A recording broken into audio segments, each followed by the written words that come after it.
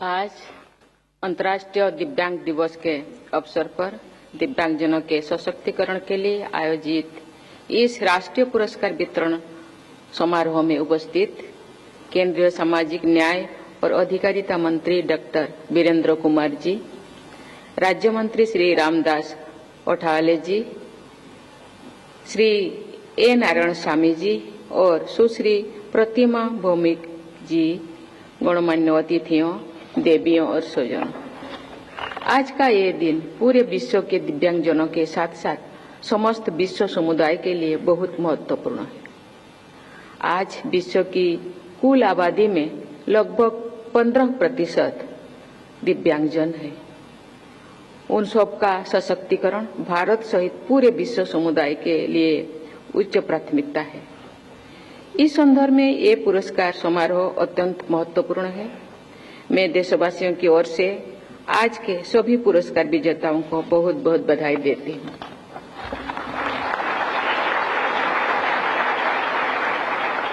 ये राष्ट्रीय पुरस्कार दिव्यांगजनों के सशक्तिकरण का सराहनीय माध्यम है। दिव्यांगजनों से जुड़े व्यक्तिगत और संस्थागत उपलब्धियों को मान्यता प्रदान करने और पुरस्कृत करने से सबका उत्साहवर्धन होता है। इस समारोह के आयोजन के लिए मैं सामाजिक न्याय और अधिकारिता मंत्री डॉक्टर वीरेंद्र कुमार जी और उनकी पूरी टीम की सराहना करती हूँ। मुझे दिए गए आमंत्रण पत्र में ये लिखा गया है था कि इस राष्ट्रीय पुरस्कार समारोह में मेरी उपस्थिति से दिव्यांगजनों का मनोबल बढ़ता है और उन्हें प्रेरणा मिलता है। लेकिन मैं ये कहना चाहती हूँ कि इन पुरस्कार विजेताओं सहित दिव्यांगजनों के संघर्ष और उपलब्धियों के बारे में जानकर मेरी मनोबल बढ़ता है, सभी देशवासियों का मनोबल भी बढ़ता है।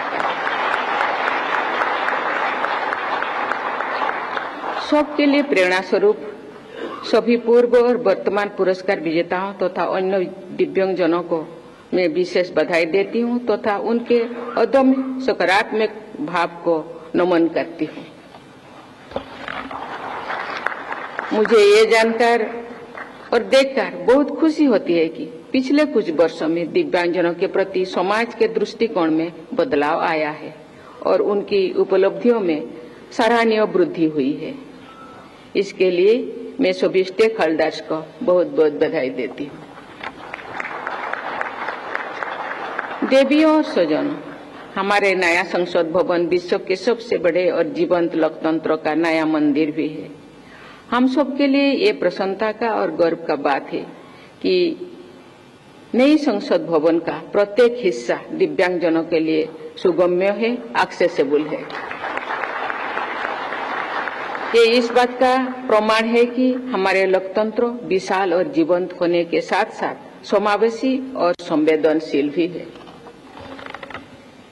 इससे सीख लेकर सभी क्षेत्र में कार्यरत लोगों को ये सुनिश्चित करना चाहिए कि दिव्यांगजनों की आवश्यकताओं को आरंभ से ही ध्यान में रखा जाए और उनके लिए फिजिकल एक्सेस तथा डिजिटल एक्सेस सुलभ रहे। रिनोवेशन की जगह इनोवेशन की सोच के साथ साथ काम करना चाहिए।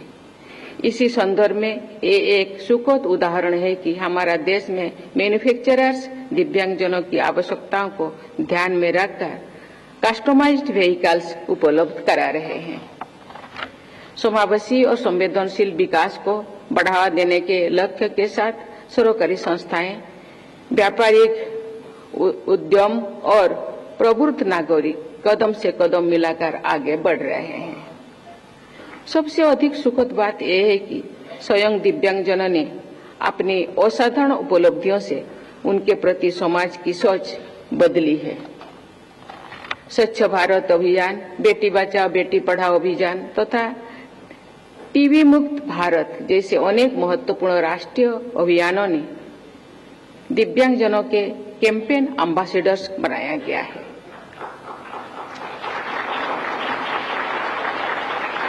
निर्वाचन आयोग द्वारा भी दिव्यांगजनों को ब्रांड एम्बेसडर्स बनाया गया है। जैसा कि हम सभी जानते हैं, विश्व समुदाय सस्टेनेबल डेवलपमेंट गोल्स 2030 के लिए प्रतिबद्ध है। भारत ने इनमें से कई लक्ष्यों को प्राप्त करने में सराहनीय गति से कार्य किए हैं। गरीबी को दूर करने, स्वास्थ्य और कल्याण, अच्छी शिक्षा, जेंडर इक्वालिटी, स्वच्छता एवं पेयजल आदि से जुड़े सस्टेनेबल डेवलपमेंट गोल्स को प्राप्ति करने में दिव्यांगजनों के सशक्तिकरण को विशेष बल मिलता है। मुझे इस बात की प्रसन्नता है कि हमारे देश ने इन लक्ष्यों को उच्च प्राथमिकता दी है और उन लक्ष्यों को प्राप्त करने की दिशा में निरंतर आगे बढ़ रहा है। ऐसे प्रयासों से इंक्लूसिव इकोसिस्टम का निर्माण होता है तथा दिव्यांगजन सहित विशेष सहायता योग्य सभी वर्गों को अपने अवसर और अधिकार प्राप्त होते हैं। शायद इसलिए इस वर्ष के अंतर्राष्ट्रीय दिव्यांगजन दिवस की थीम है united in action to rescue and achieve the SDGs for with and by persons with disabilities। देवियों और स्वजनों, अनेक चुनौतियों को पार करते हुए उपलब्ध सुविधाओं का समुचित उपयोग करते हुए अपने अदम्य विजय भावना के बल पर भारत के दिव्यांग खिलाड़ियों ने इसी वर्ष एक नया इतिहास रचा है। उन्होंने एशियन पैरा गेम्स में 111 पदक जीतकर भारत की शान बढ़ाई है।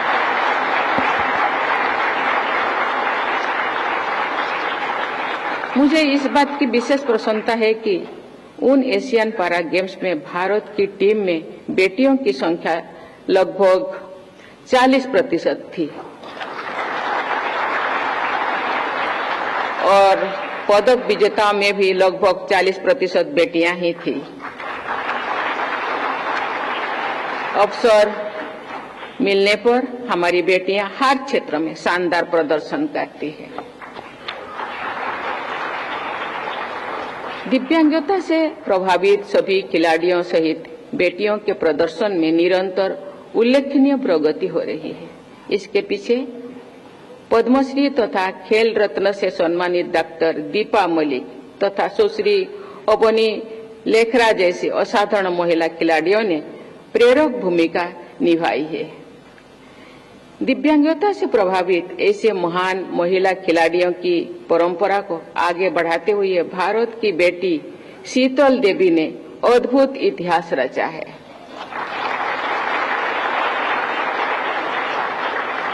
केवल 16 वर्षों की आयु में शीतल ने इस वर्ष के एशियन पैरा गेम्स में 2 स्वर्ण सहित 3 पदक जीते हैं।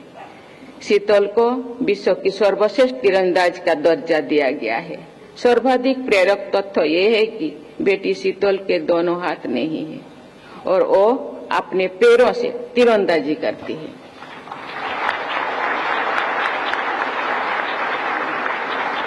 आज के पुरस्कार विजेताओं सहित विभिन्न क्षेत्रों में उपलब्धियां प्राप्त करने वाले सभी दिव्यांगजनों से मैं अपेक्षा करती हूं कि वे अन्य दिव्यांगजनों की यथाशक्ति सहायता अवश्य करें।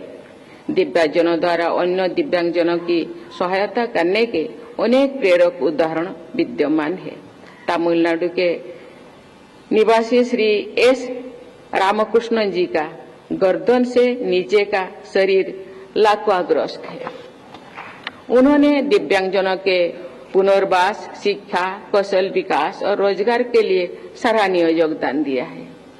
उनके संस्थान की सहायता से प्रतिवर्ष 15,000 से अधिक दिव्यांगजन लाभान्वित होते हैं।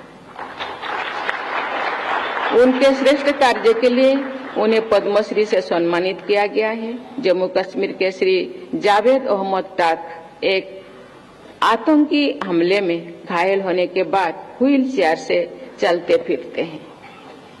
वे पिछले 2 दशकों से दिव्यांग बच्चों की शिक्षा और कल्याण के लिए कार्यरत है। दिव्यांगजनों को वे संदेश देते हैं, be a part not a part, यानी भिन्न नहीं अभिन्न बनो।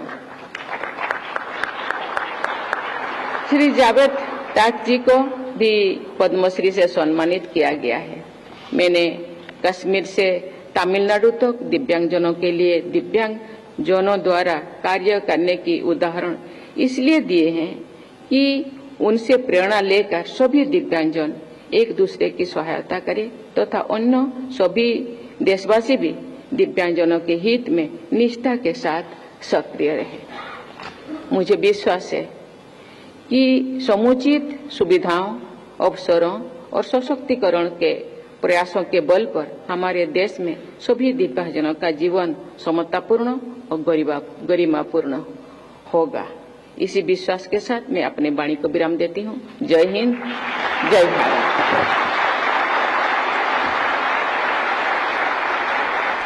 कोटि कोटि धन्यवाद माननीय राष्ट्रपति महोदया, आपके मार्गदर्शन, आपकी शुभकामनाओं के लिए तथा हृदय से आपको आभार। सभी से अनुरोध, कृपया राष्ट्रगान के सम्मान में अपने स्थान पर खड़े हो जाएं।